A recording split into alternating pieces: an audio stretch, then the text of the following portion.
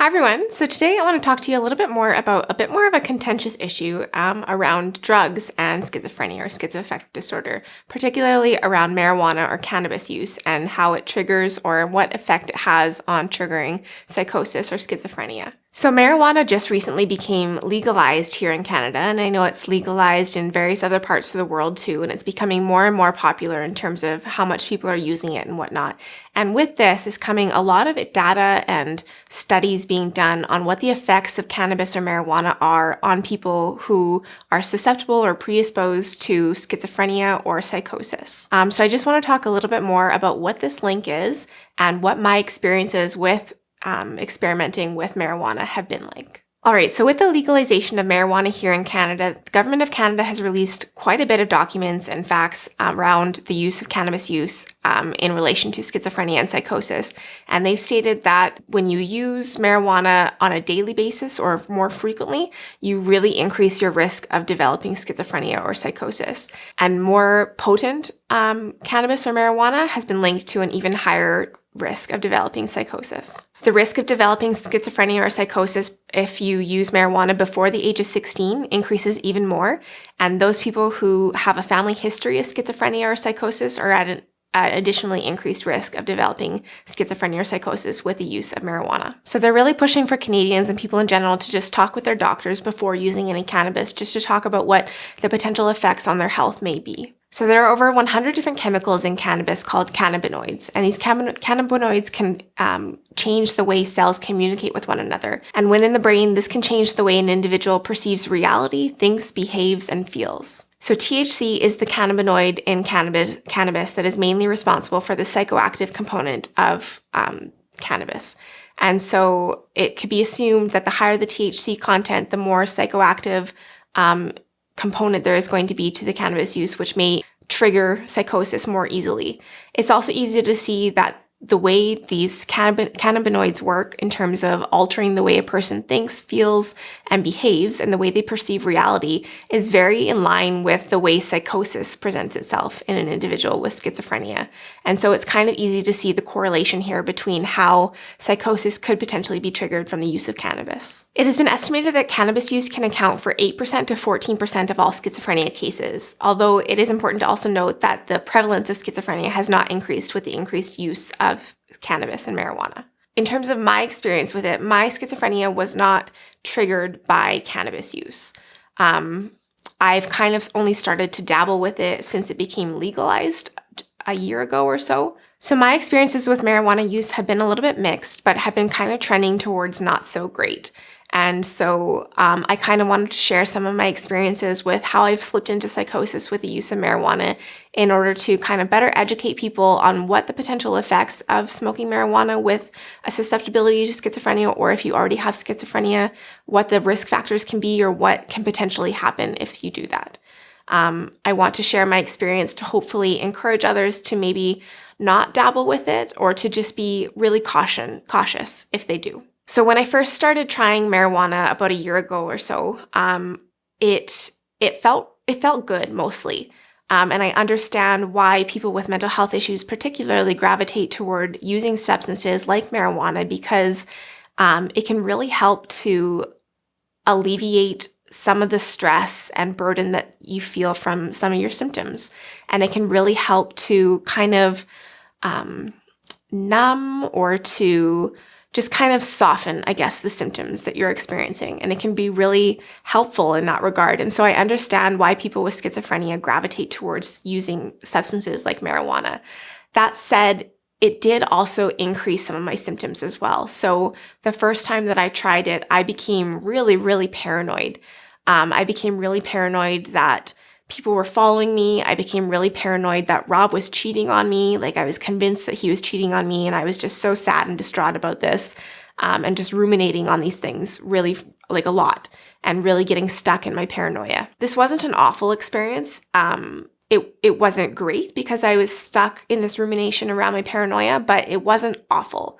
The more frequently I used it, though, which never was that frequently. Like, I've only used it like a handful of times in the last year or so. But the more frequently I used it, the more I felt stronger symptoms creeping up, and the more I felt that I was slipping into psychosis when I used. So the last time that I used, which will probably be the last time that I use in a very long time because it was a really awful experience, I slipped fully into psychosis, and I forgot who I was. I became really fixated on what schizophrenia was. I couldn't remember what schizophrenia was, and I couldn't remember that I had it, and I couldn't remember what that meant, and I couldn't remember a lot of things, and just the way I was perceiving reality was really, really altered. I also became convinced that I was living in some kind of simulation, or that things weren't really real, and that there was cameras throughout my house that were recording me in the simulation. And this whole big narrative just developed in my mind that I couldn't really get a good grip on, and I didn't really understand what was fully happening, and just my concept of reality was really, really warped. I was kind of looking to Rob to be like, are you experiencing this too? Like, what is happening? But it didn't seem like he was experiencing this either. And from what I understand, most people who smoke marijuana or substances like this don't have this kind of experience. So I think because I do live with schizophrenia or schizoaffective disorder, I was much more prone to slipping into psychosis with the use of marijuana. So I just want to really drive home that this was a really terrifying experience, and it was very much what psychosis feels like. The only difference being that this was a drug-induced psychosis as compared to a more natural schizophrenia-induced, non-drug-induced psychosis.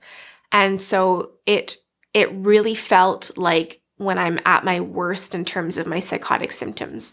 And that was really scary and really disorienting. And I didn't really know how best to handle that or how to really get out of that. So I just kind of had to wait for the effects of the drugs to wear off.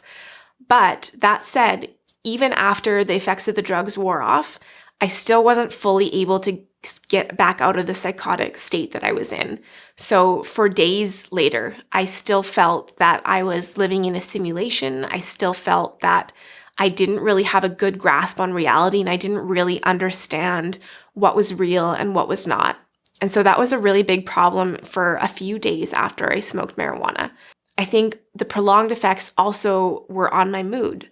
So I definitely had decreased mood, and I was more lethargic and didn't have a lot of energy and that kind of thing. So it really took a toll on me for the days after as well. Like I said in the beginning of this video, I totally get why people gravitate towards these kind of substances, because they can help to mask some of the symptoms sometimes, and they can feel good in that regard.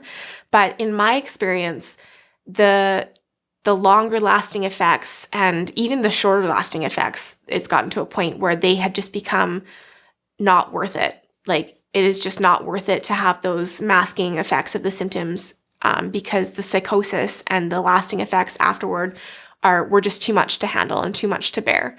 So if you do have schizophrenia, or if you have a family history of schizophrenia, I would really urge you to be really cautious when dabbling with substances like marijuana or cannabis, and to just be smart about it. If you are predisposed to it, if you know that you're predisposed to it, maybe stay away from it. If you aren't, maybe just look out for warning signs that something may be going wrong in terms of your marijuana use.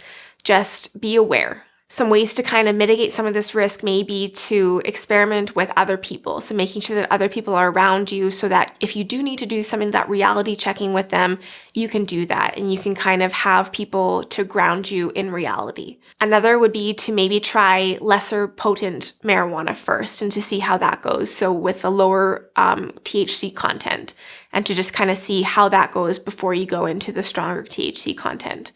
Also not smoking super frequently. So keeping it to like once a week max, because studies have found that if you're smoking daily or more frequently, you are at a much more increased risk of developing psychosis or schizophrenia.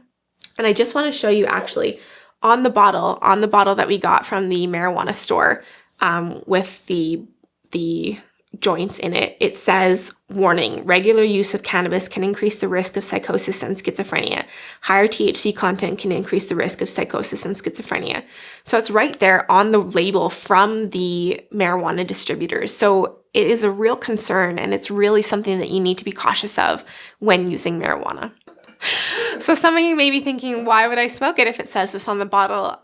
So yeah, I get why people are curious about using these mind-altering substances. I'm susceptible to that too. I wanted to experience something different than reality. So I get why people experiment, but I'm just really encouraging you to be as responsible and smart as you can when doing so. So thank you so much for watching. I hope hearing some of my experiences with marijuana and schizophrenia are helpful or educational in some way. If you have any of your own experiences that you want to share, feel free to leave that in the comments below. If you want to support the creation of future Living Well with Schizophrenia videos, make sure to check out our Patreon page at the link in the description below. Thanks so much again for watching and wishing you and your loved ones good health. Bye.